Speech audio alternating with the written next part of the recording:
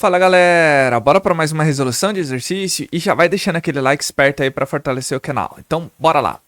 Em leite adulterado é comum encontrar peróxido de hidrogênio, H2O2, substância adicionada pelo fraudador com a finalidade de diminuir o desenvolvimento de micro-organismos provenientes de manipulação e estocagem inadequadas do produto. Um teste simples para a detecção dessa substância consiste em gotejar solução aquosa de iodeto de potássio em uma amostra acidificada do leite a ser analisada. Até iodeto de potássio até Lugol, né, pessoal, que a gente pode fazer isso. Caso tenha H2O2, a amostra adquirirá coloração amarelada devido à formação de iodo, uma molécula diatômica. Escreva a equação química que representa a reação entre peróxido de hidrogênio e o iodeto em meio ácido, com a produção de iodo elementar, né, e o I2 e água, apresentando os números de oxidação para o iodo no reagente, iodeto, ânion iodeto, e no produto, iodo molecular. Então, nós temos exatamente isso daqui, pessoal. Essa é a reação. Então, nós temos, ó, água oxigenada, o ânion iodeto, que nos interessa, tá? Que é vem do iodeto de potássio, na presença de ácido H+, formando iodo molecular e água. A gente vai ter que resolver ela por NOx. Dá para fazer por balanceamento por tentativa? Dá. Mas vamos utilizar o conceito para resolver, tá bom? Então vamos lá, pessoal. Nesse caso aqui, nós temos algumas variações. Na maioria dos casos, o oxigênio vale -2. Lembra disso? Então ele vale aqui, ó, -2 aqui na água. O oxigênio vale -2. O hidrogênio vai valer +1.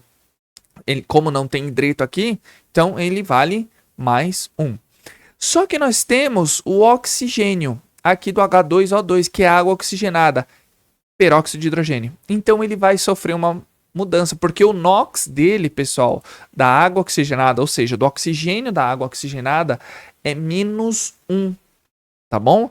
Então vamos colocar os NOx que a gente já conhece aqui, ó. +1, +2, ó. Lembre-se, embaixo eu coloco o NOx do elemento. Em cima, eu coloco o NOx total de todos os átomos, tá bom? Então aqui, ó, +1, +1. Aqui, ó, a água a gente tá tranquilo. Tudo que for água, pessoal, fica até fácil de fazer, né? Então, ó, nós temos até exatamente isso daqui, tá bom? Então, nós temos isso daqui. Nós vamos saber que houve mudança, tá? Tanto aqui no oxigênio, que no peróxido ele vale -1, ó. -1 vezes 2, quando eu subo 2. Por esse motivo que ele é -1, tá? Então ele muda um pouquinho, tá? E o iodo? O iodo é -1 também aqui, ó. O iodeto, o NOx dele é -1. Por quê? Tá vendo que ele tá sozinho aqui, mas ele possui uma carga. Ó a carga dele aqui. Se ele tivesse sozinho, que é o que a gente vai ver agora, ó. Tá vendo o iodo elementar? I2 aqui, ó. I2. Quando é uma substância simples, significa que ele é 0. Tá? Então nós temos aqui, ó, 0. E o oxigênio da água oxigenada também sofre uma variação, que ele virou -2. Então ele partiu de -1 para +2. Tá certo? Então vamos analisar aqui então o caso, ó. Então a gente vai pegar isso aqui. Vamos resolver do conceito total. Então tá vendo aqui, ó? O oxigênio ele partiu de -1 para -2. O número aumentou ou diminuiu? Diminuiu. Ou seja, se ele diminuiu, reduziu. Ele sofreu um processo de redução. Ele é o agente oxidante. Certo? Aqui eu tenho, ó, -1. -1, o iodo, ele foi de -1, aniodeto, e foi para 0. Então tá vendo que aumentou? Se ele aumentou, ele oxidou. Tá bom? Então, ele sofreu um processo de oxidação, então ele é o nosso agente redutor.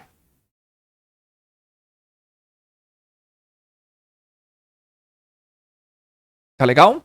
Então vamos verificar a variação de cada um deles. Ele não está pedindo nada, né? Ele só pergunta o quê? Eu escrevo a equação química, escrevemos, que representa a reação entre peróxido e o iodeto em meio ácido com produção de iodo e água. Ele fala, mas ele não escreveu as moléculas, tá? Apresentando os números de oxidação para o iodo no reagente e no iodo molecular. Tá aqui, ó. A gente mostrou do iodo, né? O iodeto -1 e do iodo molecular 0. Só que aqui, vamos fazer o restante, vamos balancear aqui, né? Tá vendo que o oxigênio, ele partiu de -1 para 2, para -2, desculpa. Houve a variação de quantos? De 1. E lembrando, o oxigênio aqui eu tenho quanto? Eu não tenho 2? Eu tenho 2. Então eu tenho que multiplicar por a quantidade, né, da molécula que participa da oxidorredução. A gente tem que multiplicar pela quantidade de incidência daquele determinado alimento. Então, no caso aqui, ó, eu tenho 2 oxigênios aqui e 1 aqui. Então, 1 vezes 2, 2. Tá bom? Então, nós temos aqui, ó. Iodo, ele partiu de -1 para 0. Quanto que variou? 1. Qual a maior incidência que eu tenho de iodo aqui, ó? No ânion iodeto ou no iodo molecular? No iodo molecular. Então a gente multiplica por 2. Só que, o que aconteceu?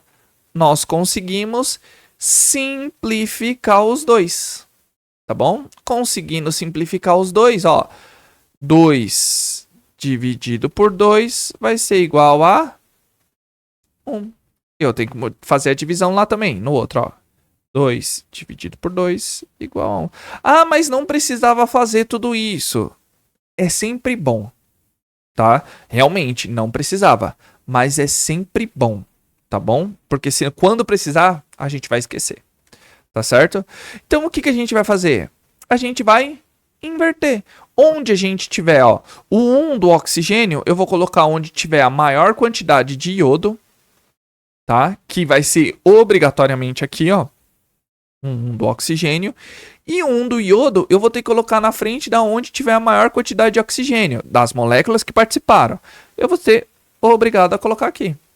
Por que eu tenho que ser obrigado a colocar aqui? Porque se eu colocar aqui, ó, vai ser 1. 1 vezes 1, 1. Eu não posso colocar meio aqui. Não posso. Eu tenho que colocar o número inteiro, tá? Agora ficou super simples. Nós temos o iodo, ó. Iodo e 2. A gente coloca um 2 aqui, ó. Então, 2 ânions iodeto.